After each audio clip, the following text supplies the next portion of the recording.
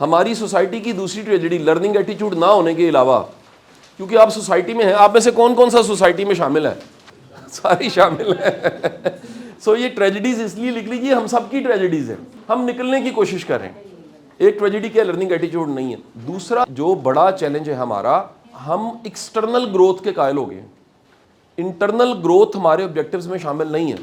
یہی وجہ ہے کہ آپ ہر دن میں دیکھتے ہیں تو آپ کو کوئی ٹریجڈی ملتی ہے، کیونکہ سوسائٹی میں نا کچھ چیزوں کو ریئلٹی ماننے کی بجائے ہم کورز دیتے ہیں. طلاق ہوگی ہوتی ہے، بیٹی گھر میں ہوتی ہے، ہم کہتے ہیں نہیں آئی ہوئی ہے. ویسے بچہ نشہ کرتا ہے، ٹیکہ غلط لگاتا ہے، مر جاتا ہے، ہم اس کو نشہ نہیں ڈکلیئر کرتے، کہتے ہیں ہارٹ اٹیک ہو گیا جی. خودکشی ہوتی ہے، ہم کہتے ہیں راتی ستا ہے صبح اٹھیا نہیں. ہم نا بیسیکلی انڈر کارپیٹ کر کے نا، جیسے گھر میں اچانک کسی نے آنا ہو تو سارے کوڑے شوڑے کو نا ادھر ادھر کر کے وقتی طور پہ گھر سیٹ کر دیتے ہیں کہ رشتہ ہو جائے. وہ کڑی بات جاندی ہے تو وہ کہندی ہے جی اتنے اینے کھلارے نے کہ تانوں اسی دس نہیں سکتے. ٹھیک ہے کہ نہیں؟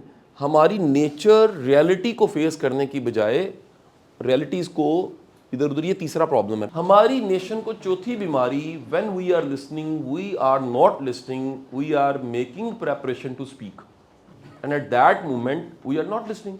ہماری قوم کو ایک بیماری ہے، اس بیماری کو اسٹیفن کوے کہتا ہے کہ کچھ لوگ دنیا میں جب سن رہے ہوتے ہیں تو وہ بولنے کی تیاری کر رہے ہوتے ہیں اصل میں، لہٰذا وہ سن ہی نہیں رہے ہوتے.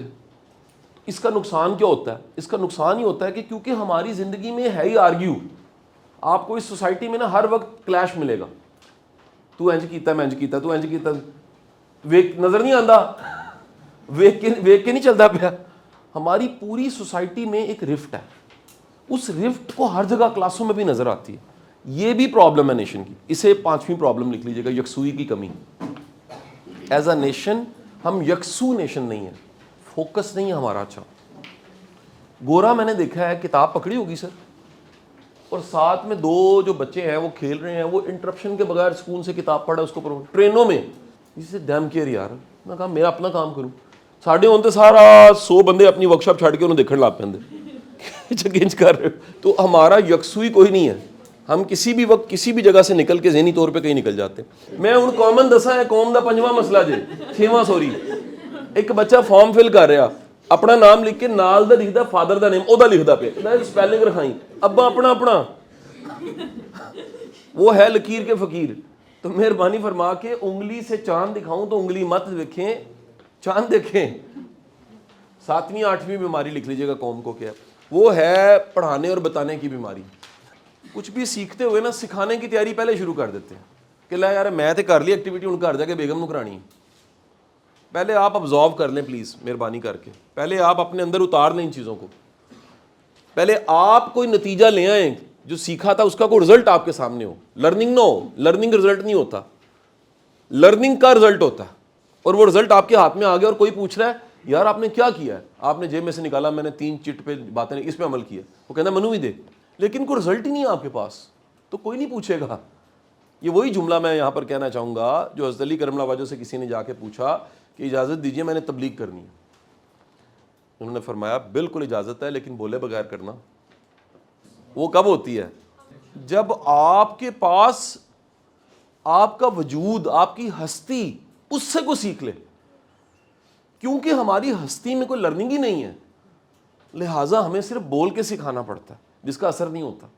خدا کے لیے اس کو سیکھیں. یہ بھی 8ویں پرابلم ہے قوم کی، وہ ہے ری ایکٹیو نیشن. ہم پرو ایکٹیو نہیں ہیں. پرو ایکٹیو ہوں لائف میں، چیزوں کو پہلے سے سوچا کریں. پرو ایکٹیو بندے کو یاد رہے گا، ری ایکٹیو بندے کو یاد کروانا پڑے گا. یہی فرق ہے لیڈر اور لوڈر میں. جو لیڈرز ہیں وہ ذرا ہاتھ کھڑا کریں جن کے انڈر کو لوگ ہیں، یہاں پر جن کے انڈر 8 10 12 لوگ ہیں. پلیز پرو ایکٹیو بنیں. اور باقی جو نہیں ہے وہ بھی پرو ایکٹیو بنے تاکہ وہ لیڈر بنے. لیڈر کی ہیڈ لائٹ آگے دیکھ رہی ہوتی گاڑی کو. لیڈر کو پتا ہوتا ہے کہ تھوڑی دیر بعد کیا ہونا. یہ ٹریننگ ہے بیسیکلی آپ کی. بانو قدسیہ سے کسی کا کردار دیکھنا ہے تب دیکھو جب وہ مسکرایا. اگر تکلیف پہ مسکرایا انتہائی بد کردار ہے.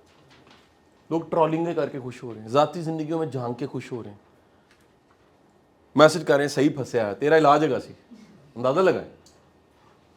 ہماری سوسائٹی کا لیئر پلیئر اور انٹرٹینمنٹ وہ کام ہے جو قرآن میں اللہ نے کہا ہے جہنمیوں کا ہے.